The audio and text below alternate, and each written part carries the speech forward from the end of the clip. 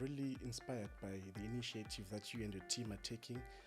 It's really inspiring, and I'm happy to have been part of it today. The training for you to become a chartered accountant, it's split into two, so you need to have to balance those two, because if you fail, you're not going to qualify, and if you fail to meet your deadlines, you're not going to meet your expectations as a professional. It's quite unfortunate to go to some of our clients that we work with. You're just given a very small office, just to show you, just to for control, just to show that we don't want you here. Things are changing, and they are changing at an exponential rate. Yes. Right now, we've got AI, and Yes. with the rate that it's going, I'm expecting that years to come now, we'll be doing real-time auditing. I believe it will happen one day. That's a no. What's your favorite team? I'm a Chelsea fan. It's a no. Welcome to Next Step, the child of Scholastica. Next Step is a podcast where we bridge the gap between academia and the professional world. Today is exciting because we have someone who comes from a very big company called Ernst & Young, one of the big four. So grateful to have you here. Thank you so much for coming in. Welcome. Thank you so much for that warm welcome. I must say I'm really inspired by the initiative that you and your team are taking. It's really inspiring, and I'm happy to have been part of it today. Oh, we're so glad that you agreed. Thank you so much to everyone else from your team who agreed to have you here. Awesome. So how are you doing? I'm all right. How are you? I'm great. Are you comfortable? I am. I'm trying to be. Your comfort is Yeah. our priority. Yeah. So, yeah. I'm really intrigued. Your profile is very wonderful. Like, I was checking you out on LinkedIn, and you've achieved so much. What intrigued and sparked your interest in accounting, in the world of accounting? Okay. I wish I had a very interesting answer to that, but growing up, I've always had a passion for numbers.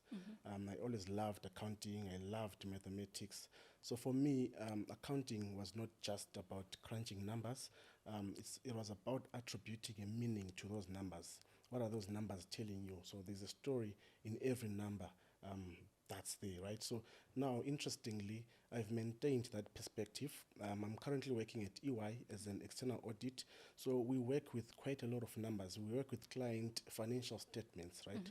So part of our job is to try and make sure that those financial statements are actually reflecting a true view of that company's financial health, right? So the number is telling you, is this company profitable? Is this company making losses? In 5 years, do you think this company will be standing? And it all comes from just that one number. Yeah. So, just to fill you in, we have a WhatsApp platform called Next Step, where we have career talks. And we had someone from Next Step, Tendai. Yeah. Shout out to you, Tendai. Yes, she really broke down the careers in accounting beautifully. And she said something similar about numbers telling a story. Because I think most times we think accounts is all about just numbers. You have to be good at maths. Are you good at maths now? Yeah. No, not anymore. Not anymore. Not anymore. It's so surprising that even the smallest calculation, now I have to use my calculator, or I have to use Excel, because I don't trust myself anymore. Yes, Yeah. so we were laughing about it during the WhatsApp platform. We'll put the link, by the way, on the description. So if you want to join the community, we invite you to join the community. So we were talking about it on that platform on National Accountant Day, yes, 10 November. And we were saying accounting shows that there's a story in numbers, like you're saying, the health. And it's beautiful how you're showing us this side of accounting that I never knew existed. Yeah, it's beautiful. It's beautiful. Tell us about your journey into EY. How did you get there? My journey to become a CA is quite emotional, because as I will tell you, there were a lot of tears. Anyone who's a chartered accountant knows what I'm talking about. Yes. So for you to be a manager at EY, you need to be a chartered accountant, right? So, I was just thinking now, as I was coming through the door, that just after I finished my A-level in 2014, it took me 10 years to finally qualify as a chartered accountant, because I qualified last year and registered last year. So imagine 10 years of learning and working, So part of the training for you to become a chartered accountant, it's split into two. There's the professional experience, right? Like the actual work that Yes. you do at EY. And then there's the academic qualifications. So you need to be able to manage both of those two at the same time, right? So imagine now you've got a client deadline and you've got exams coming up. So you need to have to balance those two, because if you fail, you're not going to qualify, and if you fail to meet your deadlines, you're not going to meet your expectations as a professional, right? I think we were just talking, before we started the session, how I was good in school. A level, I was the best. University, I was the best. But when I started these CA exams, they were quite difficult. I said before that there were a lot of tears. I cried the other time. I got a teenage mark. I got 12% out of 100%. That's what teenage mark. I was used to, getting 80%. I was so good, right? So, it shows how vigorous that training is. And there's a lot of crying and there's a lot of growing. But yeah, it has brought me this far into being a manager at EY. Congratulations. Thank you so much. That is amazing. What kept you going? Because I know it could have been easy to quit during that time. Yeah, I think like anyone in this room, I mean, you've got your own craft and you are here because you are determined and you know what's pushing you. I think for me, it was that determination. I wanted to be a chartered accountant since I think I was in Form 3.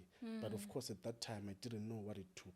I actually thought getting a degree, I would be a chartered accountant. But surprise, surprise, 10 years after my A-level, I had to do those 10 years practical experience and qualifications. I used to think that it's only medicine that stretches. But would you look at it?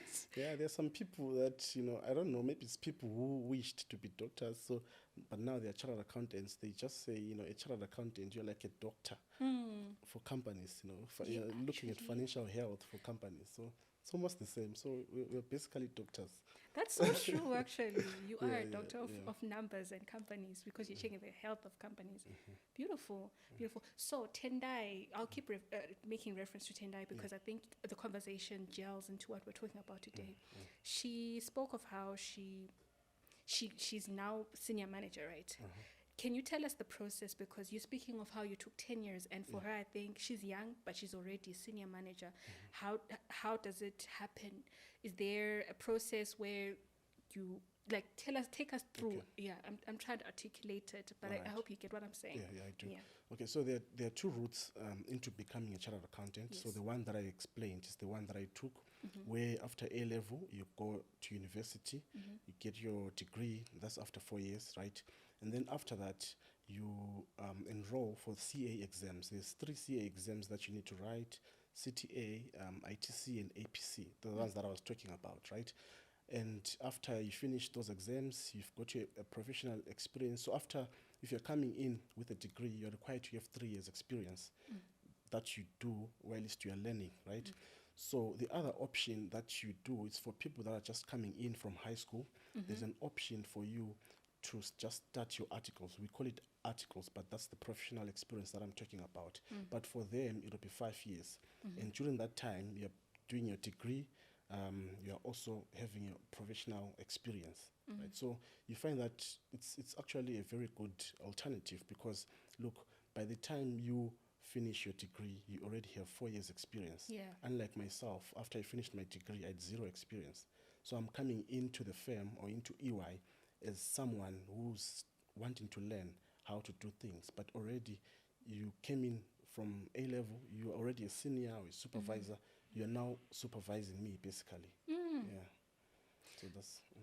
I'm just thinking as you're speaking, if you could go back, which route would you take? The one that you took initially or the second one that you're talking about? 100% I would take the A-level route. The A-level. Yeah, so it's quite unfortunate because you see some of the schools have got this career guidance and you basically know what you want to do, maybe at Form 4, at Form 5. But as for me, I actually knew that you can take the A-level route, but I'd already joined in the university, so I learned it late, unlike someone who actually knew maybe during their A-level. Yeah, so it's quite unfortunate that, those people that are doing career guidance, we should try to include everyone into that aspect. For sure. Yeah. Yes. Career guidance. These are the things that we should be talking about. Exactly, and I hope there's someone who's watching who will actually hear this and take that route because Oh, It's a long time, eh? it's a long time. And it might discourage someone. Imagine they quit, but there could have been an easier Easier route, to take. Yes. You're speaking about health, company health. From your analogy within our city and even in the country and beyond, what problems do you think are existing in companies? What have you seen? Okay. Looking in Zim specifically, there's a lot of introduction of the informal sector. A lot of companies are closing and they are becoming malls, unfortunately, right? The other companies that were there, they are closing doors. They are leaving Zimbabwe. They are going for greener pastures. So that's one of the challenges that we are facing in Zimbabwe. Companies are not thriving because of the economic situation that's here. They're losing confidence in the markets in Zimbabwe. So that's one of the issues that we are facing.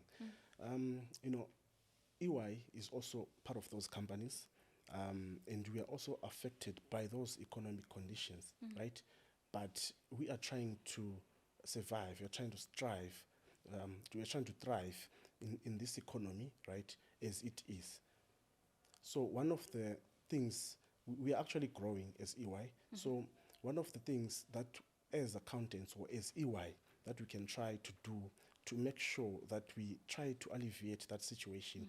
Like at EY, we're not just accountants. We've got quite a number of departments, or we call them service lines. We've got our consulting service line, and this is the service line that goes into companies, tries to see what problems are you having and how can you assist you. So that's one of the ways that we can try to monitor this situation or try to alleviate and stop companies from closing. That's beautiful. So how do you think accounting can help in the economic growth of the country and countries in general? Okay. So as an accountant or as a chartered accountant, one of the most emphasized quality is integrity, right?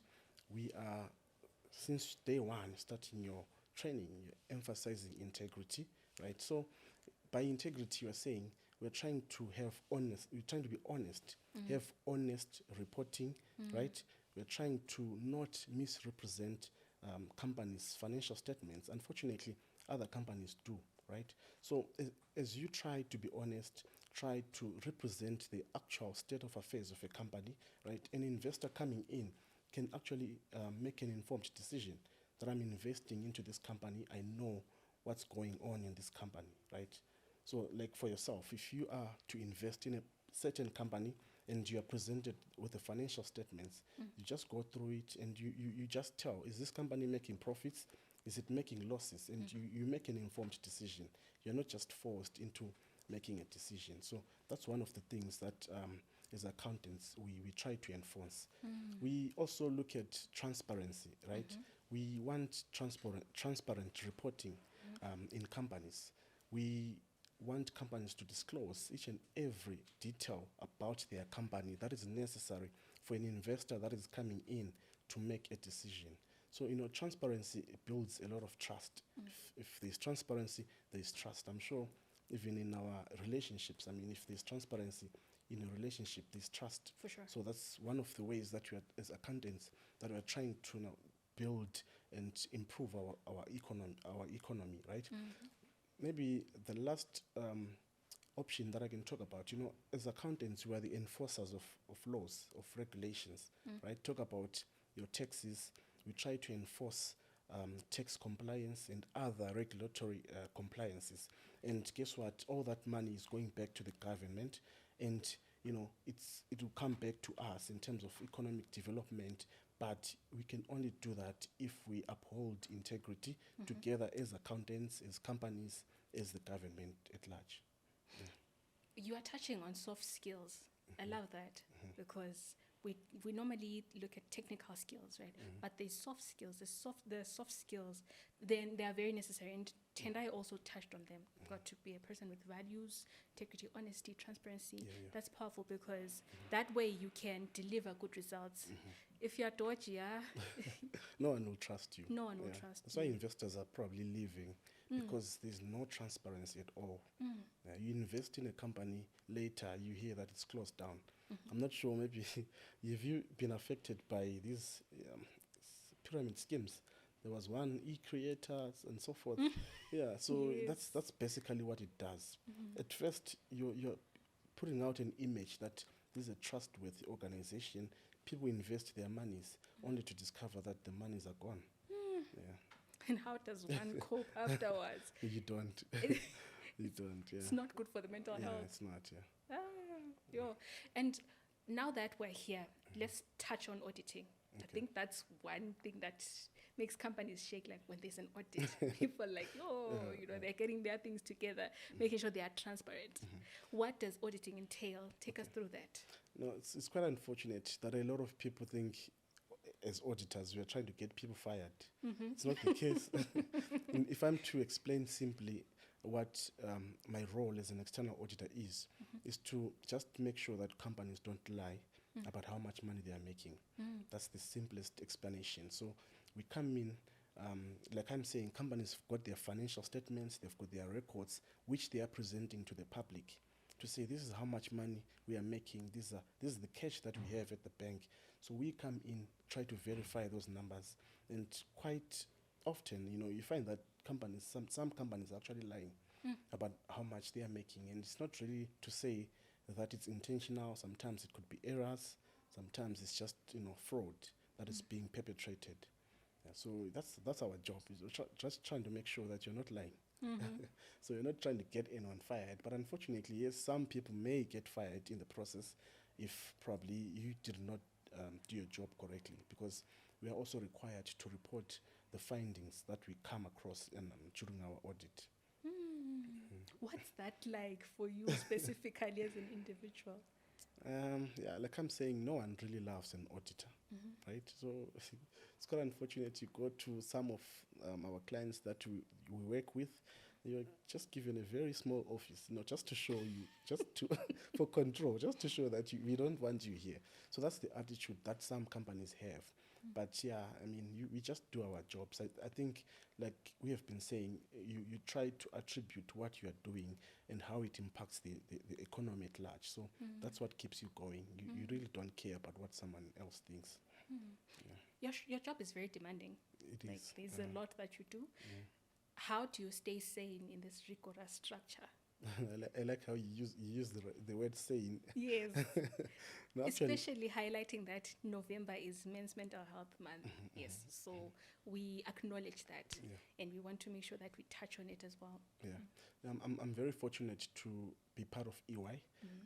For those who know EY is quite big on fitness, mental health, right? So currently we've got a step challenge that we're doing as EY Africa. So we're just competing as groups. So it's good for health, and it's good for your mental health. And during we've got what you call a busy season in our audits. That's where it's actually crazy. We sleep late or not at all. So there's these webcasts that are held on trying to improve your mental health. So you just log off and just log into one of those webcasts. They'll be just explaining, maybe just breathing exercises and so forth. So it's really beneficial from where we are.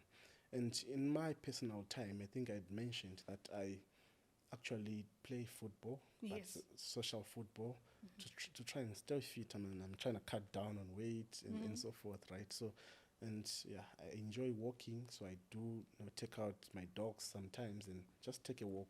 It's good for thinking, just get it out. Yeah. That is important because, like they say, all work and no play makes do more. Yeah. An unloved audit. Yeah, true that. Yes.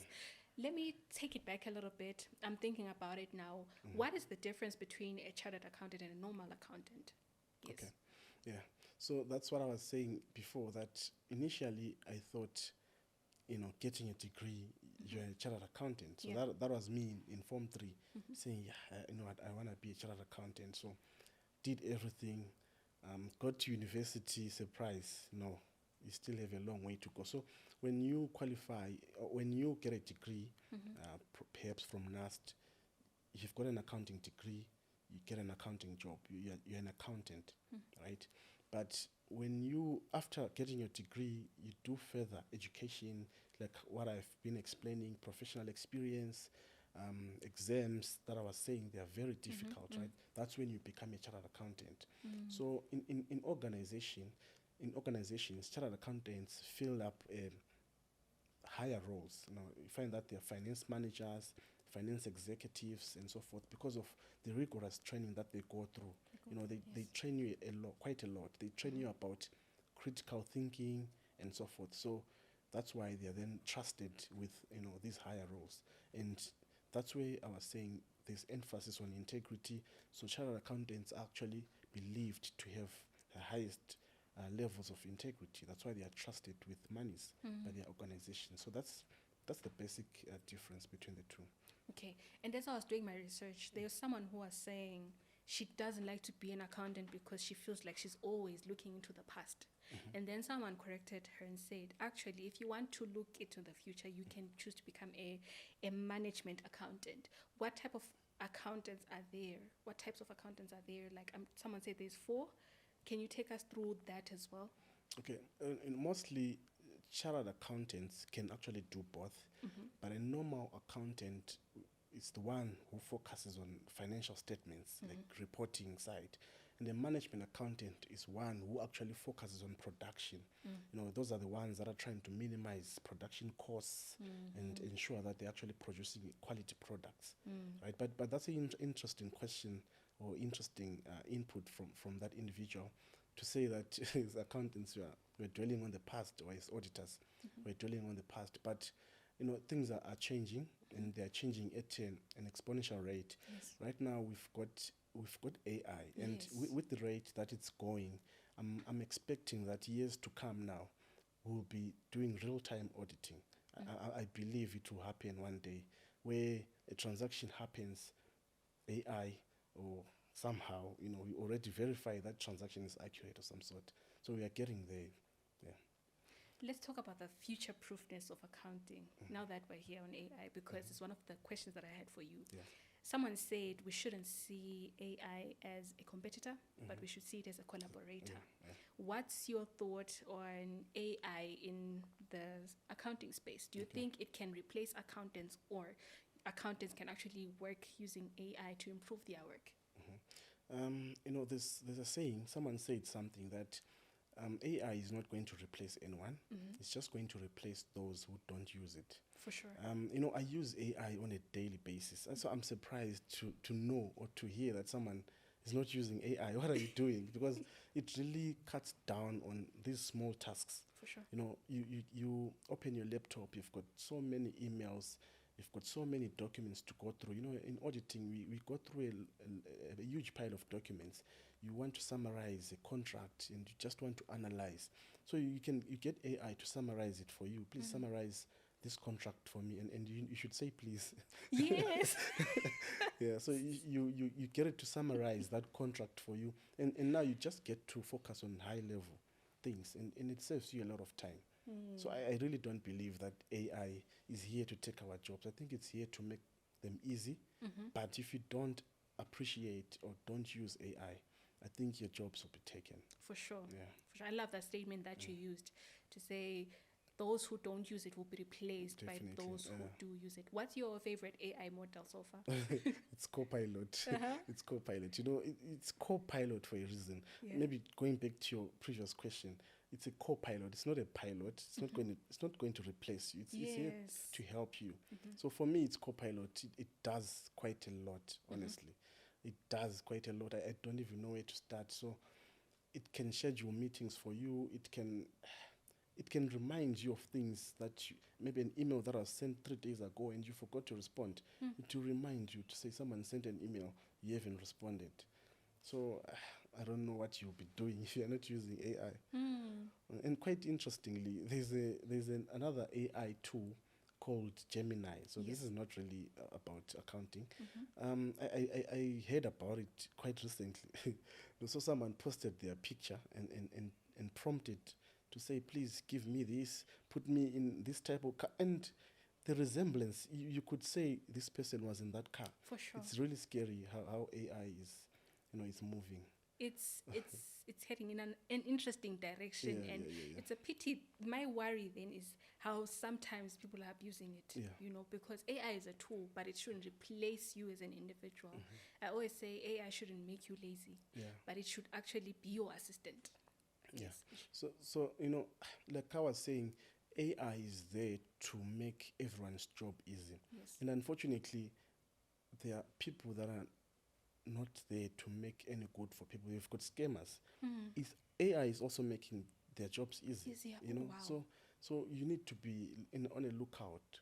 On a lookout, it's, you know, scamming has become easy. So you need to be on a lookout because you may lose. And in terms of the question that you just said now, that maybe AI is making other people easy.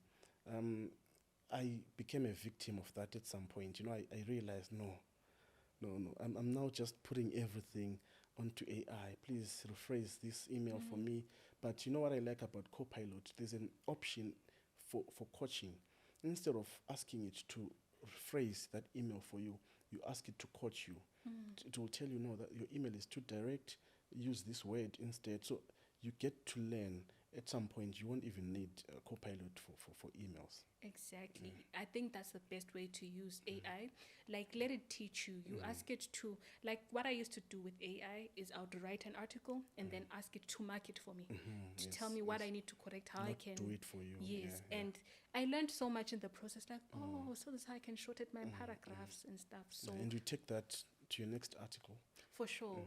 And I also enjoyed to play mind quizzes. So it analyzed my thinking skills. Like, you're good with solving this and that. Yeah, So it can actually help you improve even on your critical thinking skills. Yeah, yeah. Yeah.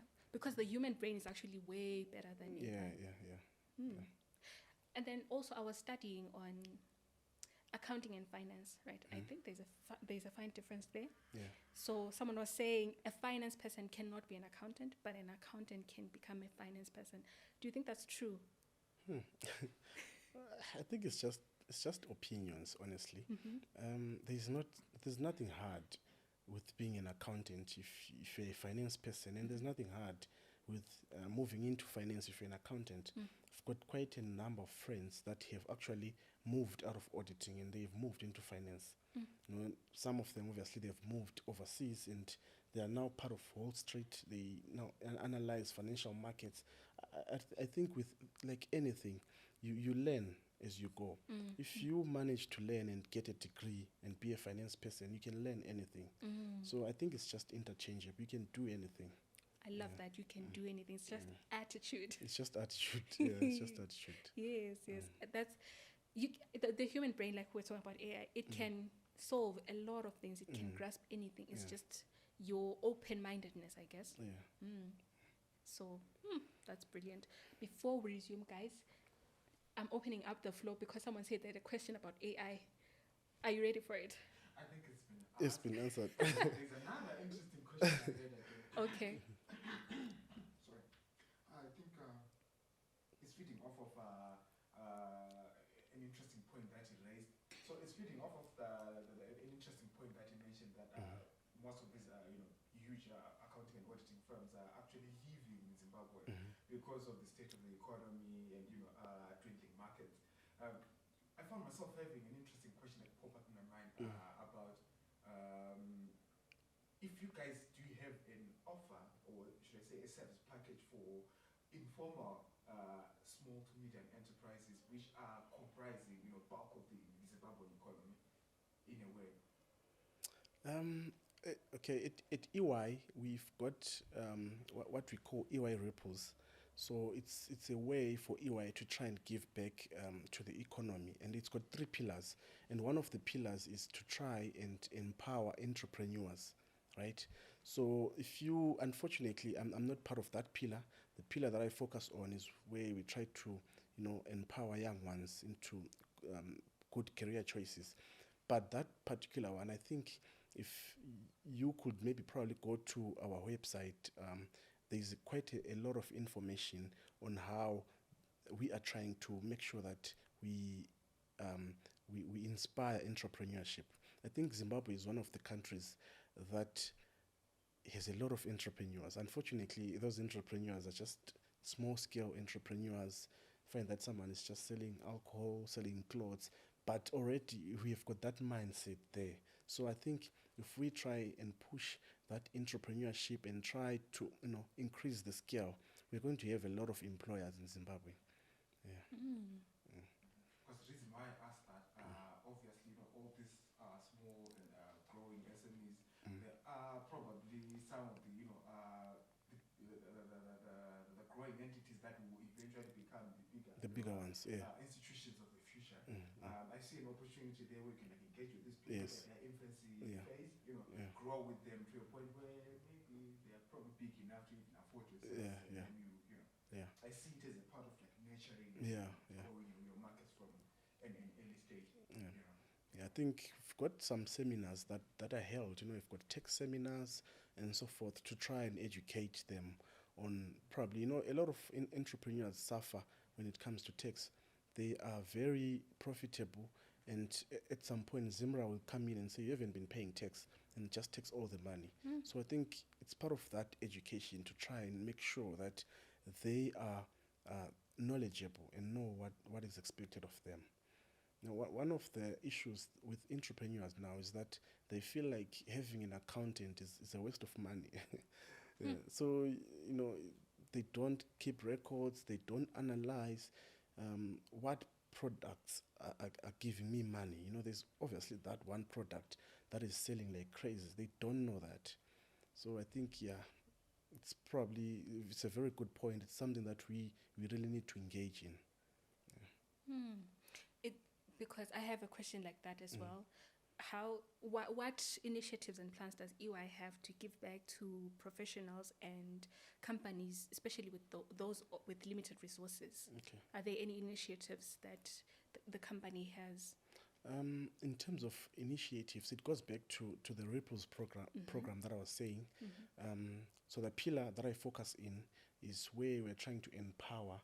We're trying to empower workforce, right? So actually, EY Ripples, the goal is to actually touch or impact 1 billion lives by 2030. So it's a program that was introduced in 2019. So it's a global EY program. So as part of that program, there are pillars which I've mentioned that we're trying to empower young ones into choosing the right career options. We need to have a group of workforce, right? We don't want people just sitting down and doing nothing. And the other pillar is the pillar that I talked about of entrepreneurship, and the other pillar is for sustainability, right? So I'll touch on the pillar for the workforce. There's quite a lot that we've been doing, especially as EY Blawayo. We've been going around schools trying to talk to them about different career paths, talk to them about personal branding, about etiquette, hygiene, and so forth. So we've been focusing on those government schools. Like I said before, those are the schools that are not really visited much, and they don't really know what they want to do in life, right? So those are the schools that we were targeting, and we've got a relationship now, so we'll be going back and forth with them, right? And in terms of sustainability, now there's a huge talk on sustainability now, and it's coming in back to accountants. So we are trying to make sure that companies operate in a sustainable manner, right? So that's another way of trying to give back to the economy. Zimbabwe has got a lot of mining companies. So if you don't embrace that attitude of sustainability, let me mine sustainably, knowing that in 100 years to come there'll be another generation. So you should be responsible as a company. So that's one of the things that are now coming in from an accounting side. Companies are now required to have sustainable reports to explain how you are giving back or how you are being responsible in what you're doing. You've got industries, they've got emissions and so forth. So it's destroying the environment. But we are now coming in and we're enforcing that sustainability reporting. Yeah. I appreciate that breakdown because I wanted to ask you actually, because like someone said, the future of accounting is in sustainability. And in my head, I was like, what? How? So you need to be responsible. As much as you're responsible in terms of numbers, trying to make money, you should know that in 100 years to come, all of us will be gone and there'll be a new generation. And, the environment must be sustainable for them too. For So sure. it's mainly just about being responsible Mm. for the next person. Yeah. We have a huge responsibility. We're living for Mhm. now and also trying to preserve for the Exactly. future. Yeah. So now you find that in other countries, companies are now being rewarded for being. There's a I forget the name. It's a sustainability. There's a sort of like a percentage or a ratio Mhm. where they actually reward you if you reach that ratio. Mm. Recycling, reducing emissions, and so forth. So they're trying to reward someone for being responsible. But yeah, I know in Africa we'll probably have a long way to go. Mm. Yeah. Mm. We had a series on sustainability, and we were speaking to someone from Green Heart Trust, and we're talking about how overseas they have this movement called just transition. Yes, and just transition for them is easier because they are shifting to greener Okay. Yeah. productions, and we're talking about how here it's quite difficult for Yeah, now in yeah, Africa yeah. because we still have foundational problems like electricity supply, water supply, and if you cut off the employment from the people maybe who mine coal and say we're shifting to greener energy, No a one will lot be of employed, people yeah. will lose their jobs. Yeah. So it's so difficult for now to implement our own just transition. Yeah, and yeah, it's quite a lot to be done. Yeah. it's a long Because way. we talk about electric cars. Yes. How are you going to charge your car here? It's just, yeah. And the potholes Yeah. servicing is something else. Yeah, it's so just, yeah, it's a lot. our infrastructure needs work. It's a long way to go, but we will Yeah, get but there. we'll get there, yeah, true. Yeah. We will get there. I love that, and I hope we will live to see it. I'm sure we will. We'll live to Yeah. see it. Let's tap into your world now. Would you ever consider becoming partner? And in that line of conversation, what does it take to become partner, and how long does it take, roughly? Okay. Yeah, that's a very interesting question. You know, I want to live an impactful life, to be honest with you. So definitely I want to occupy a position where I can be able to impact people, right? So currently at EY, you've got partners. They're very inspiring. The work that they do, you can literally see that you are impacting a lot of people. Besides that, you're employing quite a number of people, and it's very inspiring. So definitely I would love to be a partner one day. Yeah, I would love to be a partner one day. If that doesn't happen, I would love to really hold a position of influence. You know, being an executive in a big company, try to, you know, give back, try to influence the other generation. In terms of your question of how long it takes to be a partner, it takes quite a bit. Yes. It takes a while. So, but if you want something, you wait for it to come. Yeah, it takes, I don't know, it takes years. Wow. Okay. Yeah. And then what about having your own firm? Is that possible where we come from? Having your own firm? Yeah, I think it is. No, yeah, there's people opening their own firms, but the issue now is that who are you going to, which clients are you going to have? Because like I'm saying, companies are closing down. Yes. Us being EY, we've got relationships with big companies, and that's why we have, you know, that's why we are still standing. So it's that relationship that we have, and the global reach that EY has, right? So you find that I can just log on Teams, talk to someone from South Africa. We have audits where I work with people from South Africa, Malawi, or, you know, it's just a huge village under EY. But now if you are an individual, number one, you don't have resources. Number two, you don't have clients. So you close doors very soon. Yeah, but it's also an interesting alternative. Yeah, to just have your own practice and see how it goes. But yeah, it's not something that It's not too I'm interested practical in for that now. right now. Yeah. Yes. I love what you're touching on in terms of teams, because to me it shows that as a company you are promoting community building. I think from what I've been noticing, what you've been sharing, you are very big on values, community building, integrity, and that's profound. And also you as an individual, you're touching on how you want to make an impact. Yeah. And it shows that if you were to become a partner, it's not for prestige, but it's to create ripples in the Yeah, ripples trying to Yeah. influence others positively. in Yeah. a positive way. Kudos to you. That's very powerful. that's a very commendable attitude to have. Yeah, true. Because sometimes when power is given to the wrong person, it can be abused, and Exactly. it not only harms the people that are being empowered, but it harms the person who is also in possession of that power. Of that power, yeah, true. So kudos to you. Thank you. What advice would you give to a student watching and would want to pursue a career in accounting? Yes.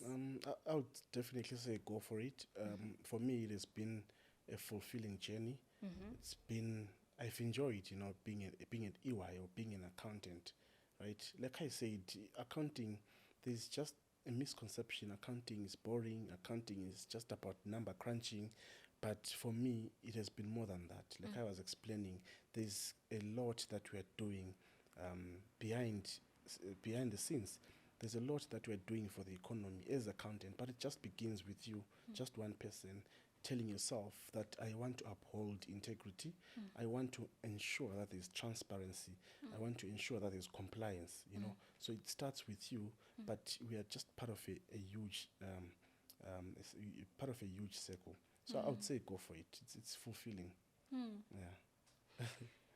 From listening to you this entire time, I'm seeing the story of passion, love, and heart in the work that you're in, and you're encouraging that to everyone else who's watching. It's not even about, perhaps, yes, finance is important, the money that you get. Yes, everyone wants money. Yes, true. But more than anything, it's futile to have money, but you're not happy, you're not fulfilled. Yeah, exactly. Yeah. Okay, we're doing a quick fire round right now, where I ask you quick questions and you give me short responses. But before that, guys, any other questions that you have? Or we're good? Ngale? Okay, right. Just one answer. Whatever you can give, but it's brief, yes. Okay, so first one, favorite hobby outside of work? Football. Okay. Go to spot when relaxing in Bulawayo? Spot. Indoor. Oh, a place, yes. Smokers. That's why we get you. Yeah. Okay. One thing you're passionate about giving back to the community? One thing I'm passionate about giving back to the community. I think it's empowerment, education. Just try to give back what I know, what I've learned so far. First time we met you, we asked you whether you're a podcast person or a book person. This one says favorite book or podcast recommendation. I would say a book. There's a book by Dale Carnegie. It says how to make friends and influence people. Oh, it's a very good book. Okay. Yeah. Got that, guys? I hope you did. I'm looking for it. You should. Yeah, it's a really good book. Okay. Hidden talent or skill that might surprise us. That you sing. No, I don't have one. No ways. No, there's got to be something hidden in there. I don't know, honestly. Chef? No, I can't cook. I can braai. Braaiing. I can braai. Braai master. Yeah. Okay. Favorite childhood memory? Favorite childhood memory? I still recall the day my young brother was born. It was actually Christmas. He was born in 25 December. Aww. I remember my mom bringing him home. So still a memory that's there. I love my brother very much. Oh, how? What's your age difference? I'm 8 years older than him. Oh, okay. Yeah. Okay, that's beautiful. I almost said happy birthday in advance, but it's way in advance. But yeah, in Christmas, tell him I said happy birthday. Yeah, it's almost. Okay, best advice you've ever ignored? Go home. It's enough.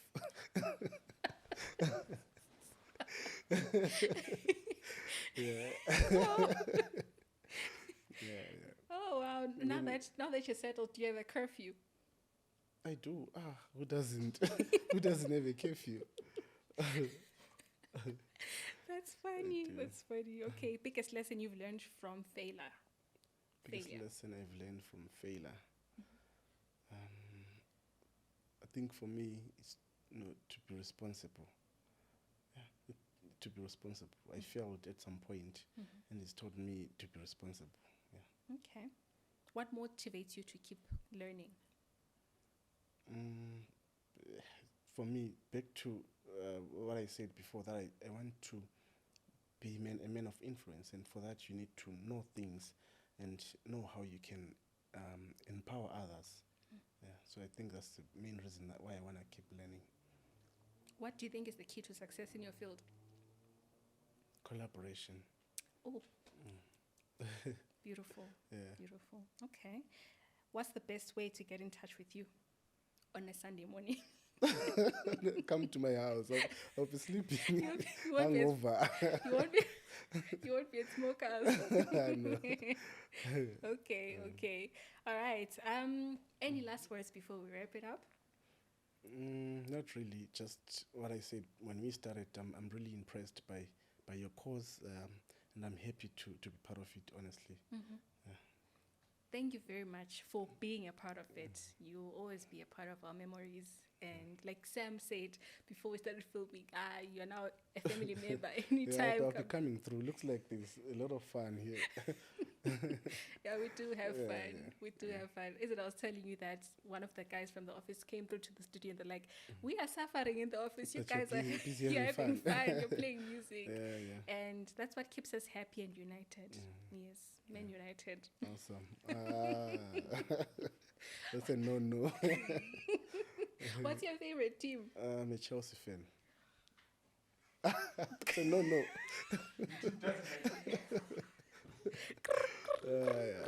Cricket stuff. But we listen, we don't judge. Yeah, we don't listen, we judge. don't. Actually, we are Ndebele. We listen, we judge, but we keep quiet. No, thank you so much. Thank you Alright. so much for being here. This was informative. I learned a lot actually in this space, and I think my highlight is just the soft skills and the journey really to becoming a part of EY, the journey to becoming an accountant. I told you that I struggled with accounts. Balancing those books was, Yeah. for me, finishing at O-level was, to me, that was an A. I won't tell you my grade, but that was an A because, it was a lot. So thank you very much. In another life, maybe I could consider it. Yeah, you should. I could consider it, but yeah, thank you very much. I wish you all the best in your career, in your life, and in all that you do. Hopefully, you'll discover the hidden talent. I hope And- so. I'll try to look for it. You'll I'll look for find it. it. Yes, and all the best, even with your colleagues and the entire organization. We're really grateful that EY allowed you to be here. So thank you so much for this episode. I'm Snomiko Sikumalo. I invite you to join our community next step. This is where we have WhatsApp conversations. Next week, we are having yet another conversation, and I think they'll be very beneficial. Very similar to those that we have here on the podcast, but it's just on WhatsApp. So yes. And also, we invite you to subscribe if you haven't and share with a friend. Keep the conversation going. Bye for today.